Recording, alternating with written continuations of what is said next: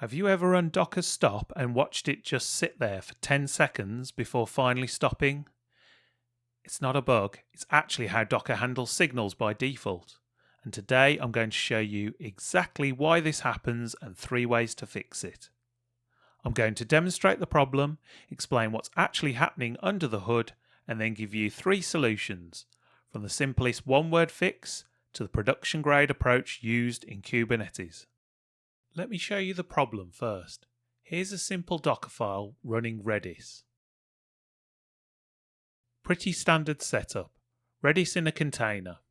Let's build and run it.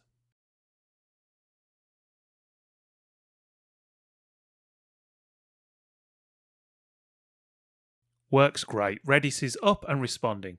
Now watch what happens when I stop it.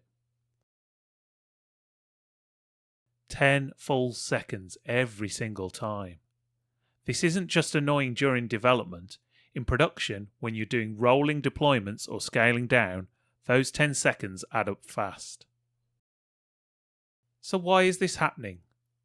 Let me show you something interesting. Let's look inside this container while it's running. See that? It's pointing to bash. Bash is PID 1. And if we look at the full process tree,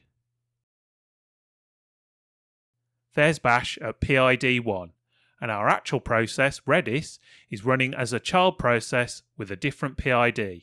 This is the root of our problem. Here's what's happening. When you run Docker stop, Docker sends a SIGTERM signal. That's the "please shut down gracefully" signal. But here's the catch. It only sends it to PID 1. So Docker sends SIGTERM to bash at PID 1 and bash receives it. But bash wasn't designed for this use case. It doesn't forward that signal to its child processes by default. So our Redis server never knows it's supposed to stop. Bash just sits there, holding the signal, and the actual process keeps happily serving requests. After 10 seconds, Docker loses patience and sends SIGKILL, signal 9, which the kernel handles directly. That's why your container just dies. No cleanup, no graceful shutdown, nothing. And this isn't just annoying in production. This means web servers can't close open connections properly. Databases can't flush their write buffers. Your app doesn't get to save state or clean up resources. And there's a 10-second delay on every container stop. Now you might be thinking, wait, but Control-C works fine when I run this locally. And you'd be right. That's because Control-C sends the signal to the entire process group in your terminal. So everything gets it. But Docker stop only targets PID 1. So how do we fix this? I'm going to show you 3 solutions from simplest to most robust. Solution 1. Use the exec command. This is the quickest fix. That one word, exec, replaces the bash process entirely, so now Redis becomes PID 1 and receives the signal directly. Now an important caveat here, this only works if your application handles SIGTERM gracefully. Redis does, it's specifically designed to handle signals properly, but not all applications do this by default.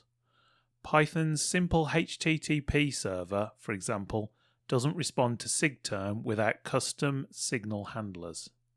Node.js is the same way. You need to add signal handling code. So if you're running custom applications, make sure they have proper signal handlers before relying on exec alone.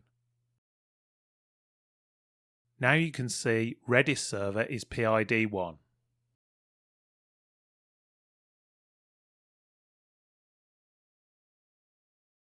Watch how fast that is. Boom, it's done. Redis gets the signal, saves its data, and exits gracefully. No 10-second wait. This works great if you've got a single signal-aware process. But what if you need to do some cleanup before your process starts or after it exits? That's where solution 2 comes in. Solution 2. Use bash's trap command to catch the signal and handle it yourself. So here's what's happening. We start Redis in the background with the ampersand. We capture its process ID. Then we set up a trap. Whenever bash receives SIGTERM or SIGINT, it runs our cleanup function. That function sends SIGTERM to Redis, waits for it to finish, and then we can do any additional cleanup we need. Maybe save some state, send a notification, close database connections, whatever you need.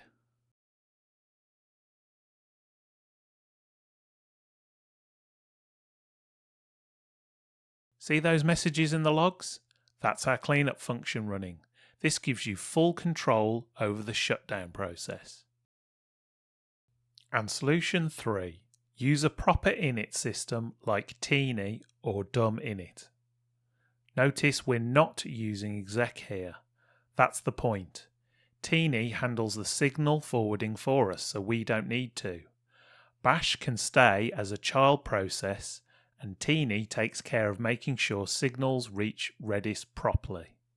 These are tiny init systems. Tini is about 10 kilobytes that handle all the PID1 responsibilities for you. They forward signals correctly, reap zombie processes, the whole deal. This is what production systems and Kubernetes use. Docker even has a built-in init flag you can use when running containers, though that doesn't help if you're deploying to Kubernetes or another orchestrator.